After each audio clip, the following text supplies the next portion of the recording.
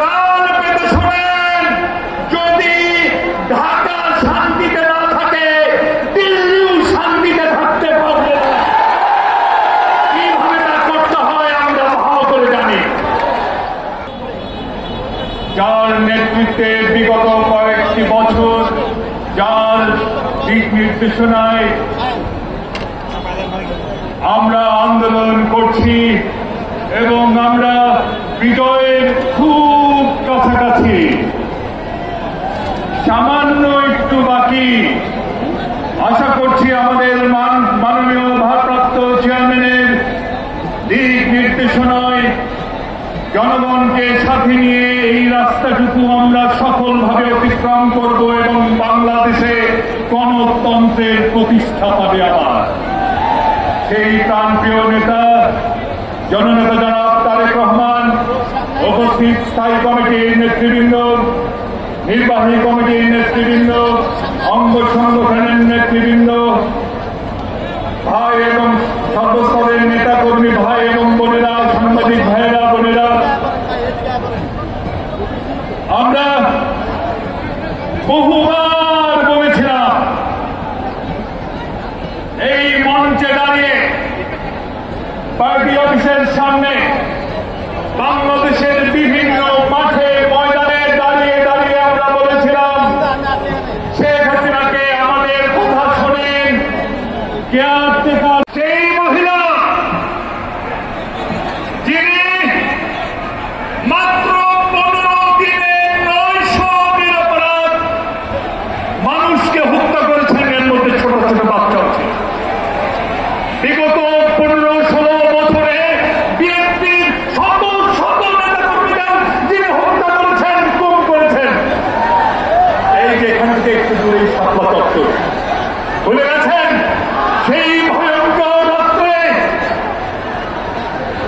কিভাবে মাদ্রাসার নিরপরাধ ছাত্রদের উপর জুলুম নেমে এসেছিল, লাল রঙে রঞ্জিত হয়েছিল সেই পিচ ঢালা রাজপথ।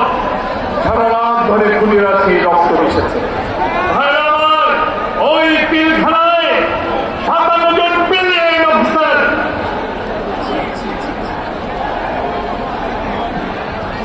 সেই আমাদের গর্বের কমব্যাক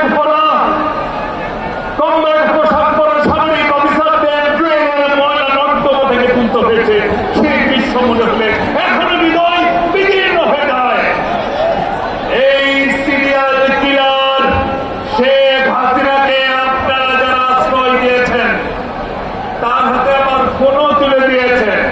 সেই ফোন কল আবার ফাঁসও করছেন, আবার নানা ঘটনাও ঘটাচ্ছেন। ফরিদপুরে কালকে একটি মন্দির ভাঙার সময় ভিনদেশি তরুণ নাটক হয়েছে। আপনাদের উদ্দেশ্যে বলি, কাল পেতে শোনেন, যদি ঢাকা শান্তিতে না থাকে, দিল্লিও শান্তিতে থাকতে পারবে না। কিভাবে তা করতে হয় আমরা ভালো করে জানি। ওই দলের প্লিজ আমি শেষ করবো, ওই দেশের দুটো বড় দল আছে, সারাদিন ঝগড়াঝাটি করে, কিন্তু একটা জায়গায় তারা একমত, তা হচ্ছে শেখ হাসিনা। আমাদের দেশে যখন খরা হয়, ওই দুই দল তো এক হয়ে গেছে, বলে না আমরা বাংলাদেশের জন্য একটু পানি দেবো। যখন এদেশে বন্যা হয়, তখন দেশে বলে না আমরা একটু সহযোগিতা করবো, উল্টো সব পাত খুলে দিয়ে বাংলাদেশের বন্যায় ভাসিয়ে দেন। এখন এক হয়েছেন হাসিনার জন্য, পুতুলটার জন্য অনেক মায়া হয়েছে, তাই না? 16 বছর এই পুতুলকে নাচিয়েছেন। আপনাদের বলি, কাল পেতে শুনুন, মেড ইন ইন্ডিয়া লেখা এই পুতুল বাংলাদেশে আর নাচবে না। আরেকটা কথা বলি, শেষ করুন, আমি বুঝতে পারছি। ওনাদের প্রতিরক্ষা মন্ত্রী বলেছেন সৈন্যবাহিনীকে প্রস্তুত রাখতে বলেছেন। আমাদের বক্তব্য, আপনাদের সৈন্য